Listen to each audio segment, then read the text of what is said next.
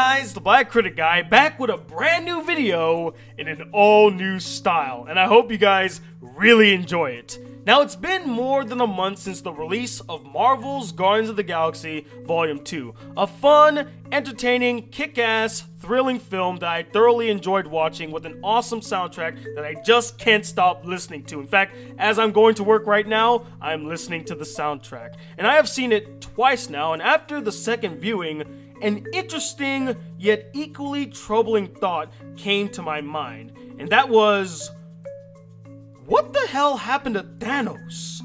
And no, I'm not saying, where in the world is Thanos San Diego?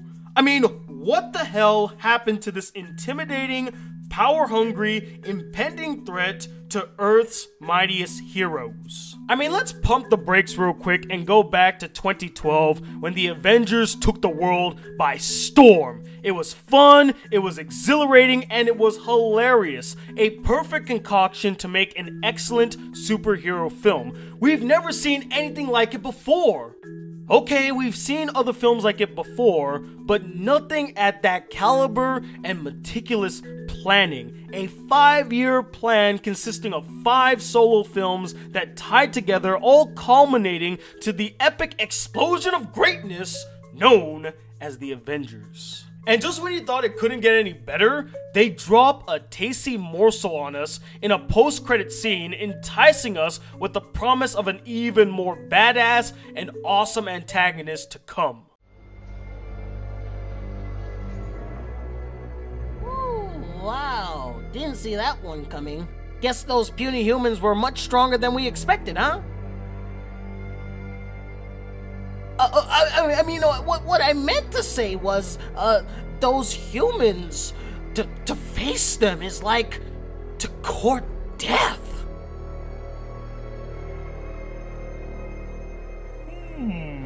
That's pretty good. Look at that smile. That is the grin of a man with some big, dastardly plans up his sleeve. A man ready to wreak some havoc just for the challenge. When I saw that post-credit scene, I got really excited. A tougher, meaner, and possibly more psychotic baddie for the Avengers to face? So many thoughts raced through my mind at that point. I contemplated to myself, what would his next move be? How will he deal with the Avengers? And what major impact will he have on the MCU as a whole? So many possibilities raced through my mind, I could barely contain myself. And after 5 years since his introduction, what impact has he left on this large and ever-expanding franchise?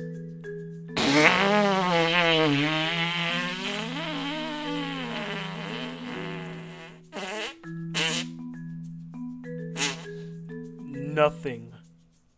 Absolutely nothing.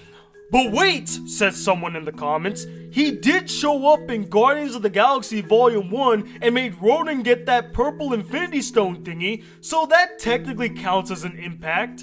And yes, you make a good point, but here's the thing. If you were to remove Thanos from that film, the film would still work. In fact, it would have been made better since all of his scenes felt tossed in and out of place in this fun space epic about a bunch of rejects. He's in just 2 scenes in the entire film.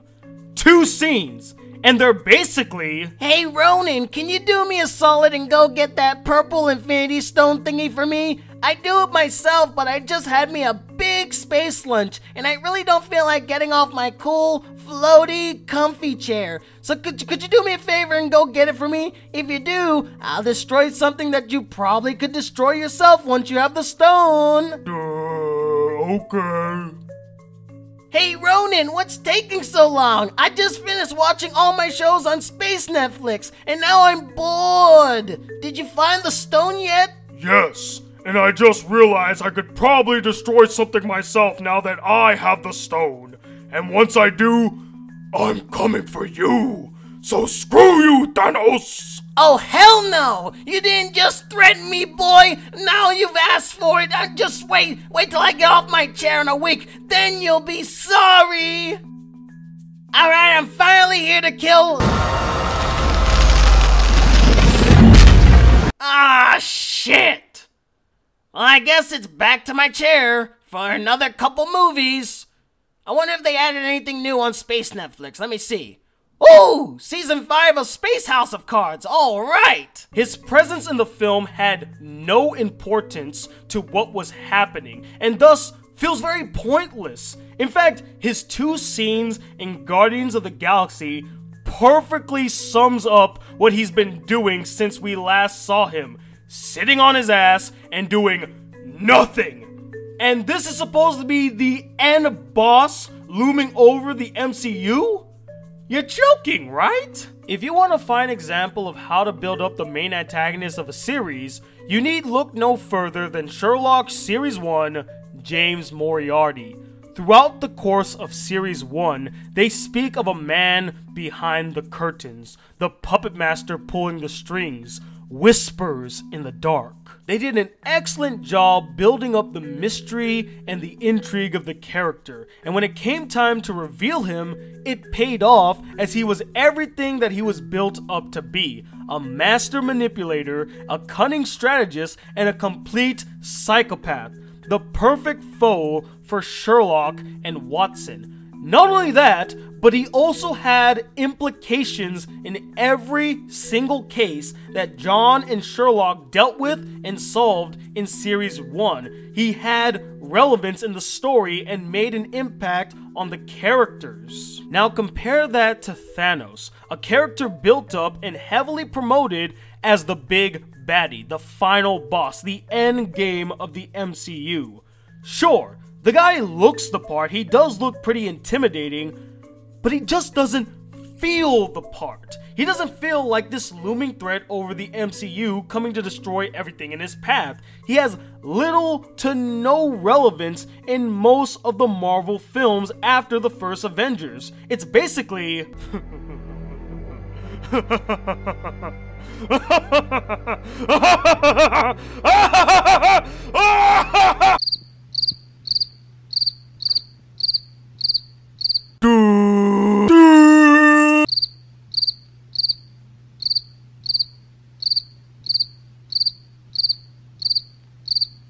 And look, I get that these are solo films and all, but they are still a part of a much larger story and must convey that. And the best way to do so is by having a centralized threat, i.e.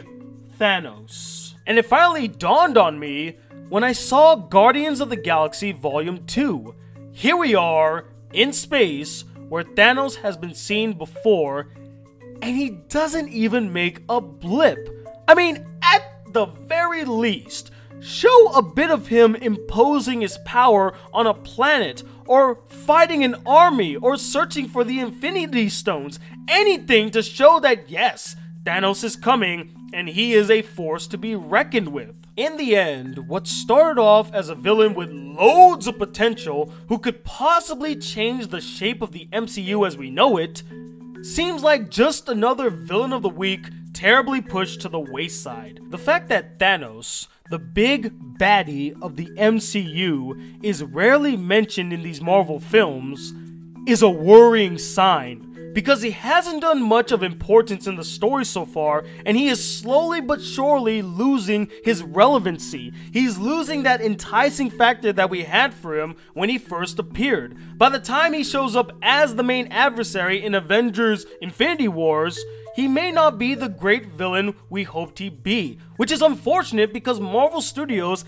has done an amazing job establishing its cinematic universe, but unfortunately slacked in establishing its biggest threat, an oversight that might prove damaging in the long run.